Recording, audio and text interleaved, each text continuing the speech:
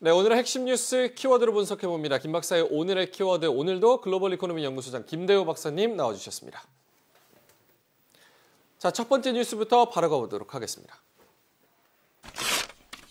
자, 오늘의 첫 번째 키워드, 판문점 번개입니다. 박사님, 옛날에 뭐 번개팅, 번개한다 이러면 즉석에서 바로 만난다 이런 뜻이잖아요. 남북정상회담, 2차 정상회담이 말 그대로 번개 같았습니다. 예, 정상들이 이렇게 번개 모임을 한 것은 제가 아는 범위 내에서는 이 세계 역사상 처음이 아닌가 싶습니다. 네. 번개 모임이라는 것은 프로토콜도 없이 사전 예고도 없이 그냥 즉흥적으로 만나고 싶으면 만나는 것이거든요. 판문점이라는 곳이 어떤 곳입니까? 거기서는 우리 70년 냉전의 역사가 서린 곳이고 총칼이 날아가는 그런 살벌한 현장인데 네. 이 판문점이 이제 번개 모임의 장으로 바뀌었다 하는 그런 면에서는 데탕트 측면과 관련해서 매우 바람직한 현상이 아닌가 싶습니다. 물론 일각에서는 예고도 없이 만나는 게 과연 옳으냐라는 시각도 있지만 어쨌든 이 김정은과 이 문재인 대통령의 판문점 번개 모임을 통해서 꺼져가던 이 북미 정상회담의 불씨가 다시 살아났다고 이렇게 볼 수가 있습니다. 지난 25일 날 금요일만 하더라도 미국 트럼프 대통령의 취소 발언으로 해서 이미 끝난 것이 아닌가라는 그런 지적이 많았습니다만은 이후 바로 김계관 이 북한 외무부 부상의 사과성 발언에 이어서 트럼프 대통령이 아주 좋은 발언이다. 그럼 다시 하겠다. 이래서 취소, 번복, 번개 이런 것이 계속되는 그런 그야말로 반전과 반전의 연속, 드라마보다도 더 드라마틱한 그런 어떤 이 남북 상황이 계속 이어지고 있습니다. 네. 자, 두 번째 키워드로 바로 가보도록 하겠습니다. 자, 오늘의 두 번째 키워드, 성김과 최선입니다. 이 북한 얘기 조금 더 해보도록 하겠습니다. 성김과 최선이 시청자 여러분들도 다들 아실 겁니다. 전 주한 미국 대사 그리고 외무성 부상이죠. 통일각에서 만나서 실무회의를 했다고 합니다. 자, 박사님, 이 정도면 북미 정상회담 싱가포르에서 거의 뭐 재개된다고 봐야 될까요? 예, 우리 그 가요에도 오래된 가요에도 갑돌이와 갑순이 있는데 마침 성김과 최선희를 보면 갑돌이와 갑순이를 연상케 됩니다. 나이도 비슷해요. 성김 씨가 1960년생이고 최선희가 조금 아래인데 그렇군요. 우리 교과서에 철수와 영희가 있었는데 그런 어떤 아주 다정한 그런 모습으로 어저께 또 판문점에서 번개 미팅이 있었습니다. 이 성김은 지금 현재 필리핀 대사예요. 바로 전 우리 주한 미국 대사였죠. 지금 현재 트럼프 대통령의 북미 정상회담을 외교적으로 총지휘하는 인물이고 또 최선희는 김정은 밑에서 이 정상회담을 총지휘하는 이 두 사람에 만나서 어저께 의제 조율을 했습니다. 지금 판문점 번개 미팅을 통해서 불씨는 되살렸지만 그러나 아직도 갈 길은 참 멉니다.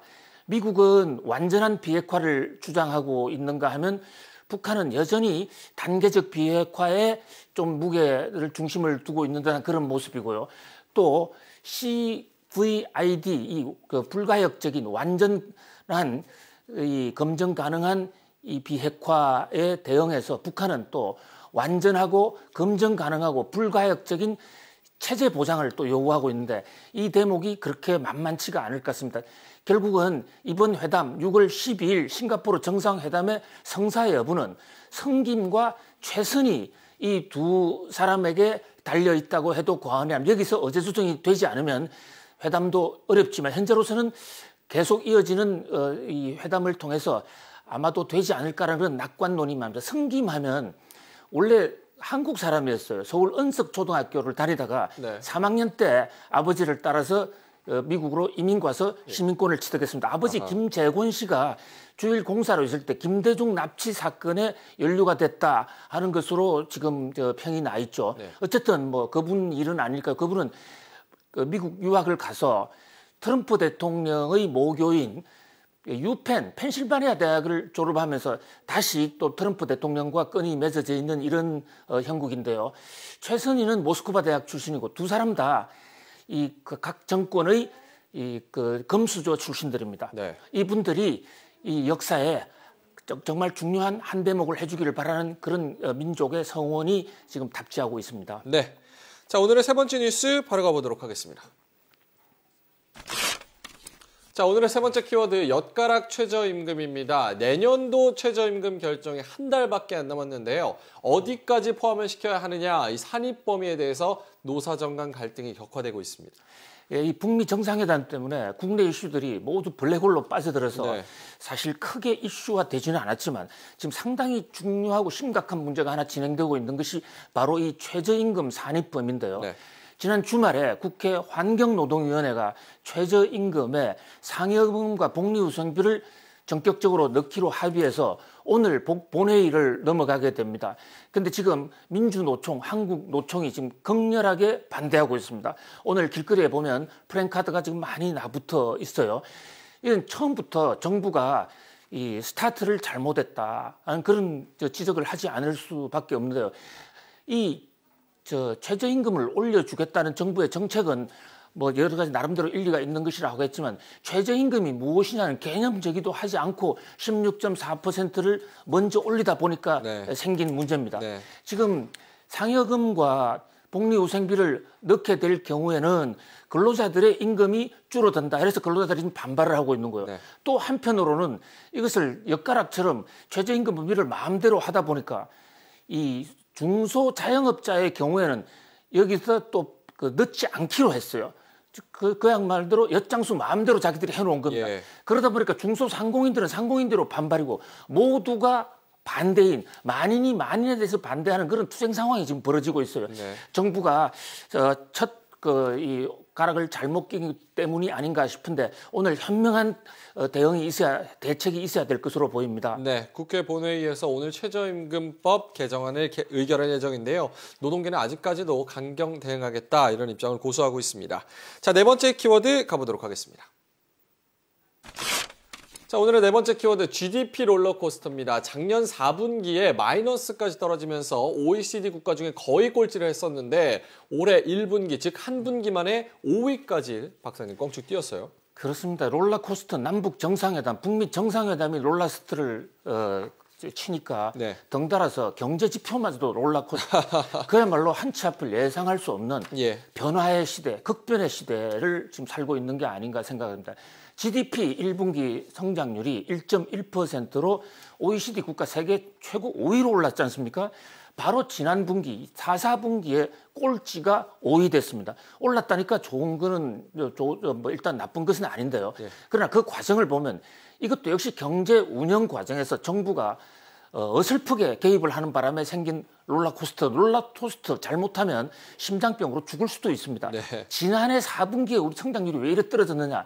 느닷없이 공휴일을 10일 이상 늘리다 보니까 네. 생산 일자가 팍 줄어들었거든요. 아. 정부는 10일 줄였다고 그러지만 사실 민간 경제계에서는 15일, 20일씩 줄어들어 버린 겁니다. 그러다가 또 올 1분기에는 왜 이렇게 갑자기 좋아졌냐. 작년 4분기가 낮다 보니까 그 기저효과로 그것을 분모로 하다 보니까 예. 높아진 측면이 하나 있고요. 또 하나 쌀값 인상을 비롯한 물가 상승입니다.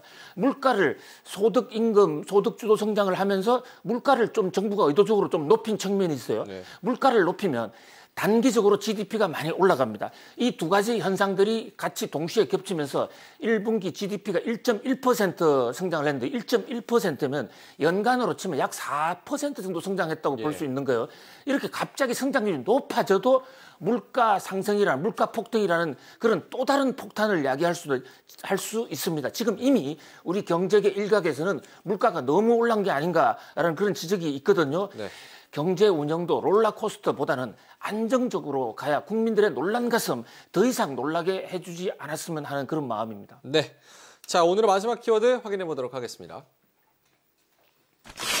자, 월요일 마지막 키워드 최태원의 빵입니다. SK그룹 회장이죠. 최태원이 상하이 포럼 축사에서 기업의 사회적 책임을 강조했습니다. 박사님, 이거 흔한 뉴스는 아니잖아요. 어떤 얘기를 했을까요? 그렇습니다. 최태원 회장이 지금 상하이에서 상하이 포럼 축사를 했는데요. 거기서 아주 재밌는 발언을 하셨어요. 네. 자, 캄파니라는 영어 COMPANY 예. 이 말이 라틴어 원어를 조사해 보니까 빵을 나눈다라는 얘기더라. 아하. 그래서 캄은 나눈다고 네. 파니 쪽은 빵이더라. 우리 이제 빵을 나누자. 경제적 과실을 좀 나누자. 그래서 사회적 가치 기업을 하겠다. 지금 기업들의 갑질이 난무하고 있는 이런 와중에 매우 따뜻한 얘기가 아닌가 네. 싶습니다. 같이 성장하자 이런 얘기죠, 한마디로. 그래서 임금을 좀 더 주고 또 생산물의 물가는 낮추고 또 환경 피해는 적게 해서 이 3대 축을 통해서 사회적 가치를 높이는 데 기업이 앞장서자 이런 얘기입니다. 뭐 지금 현재 이 최태원 회장은 특히 지난번에 장기 교도소 다녀오신 이후에 교도소에서 계속 이 사회적 가치론에 대한 것을 공부를 했다는 거예요. 한번 여기에 대해서 우리가 같이 주목해 볼 필요가 있습니다. 그러나 사회 일각에서는 최태원 회장의 지금 노소영 여사하고의 이혼 소송하고 관련해서 내부적으로 집안 관리부터 먼저 하라 이런 얘기가 없는 것도 아닙니다만 어쨌든 사회 가치를 주장하는 최태원 회장의 이 정책에 박수와 갈채를 보냅니다. 네. 자, 김 박사의 오늘의 키워드 5가지 짚어봤습니다. 판문점 번개부터 최태원의 빵까지 5가지였습니다. 글로벌 이코노미 연구소장 김대호 박사님과 함께했습니다.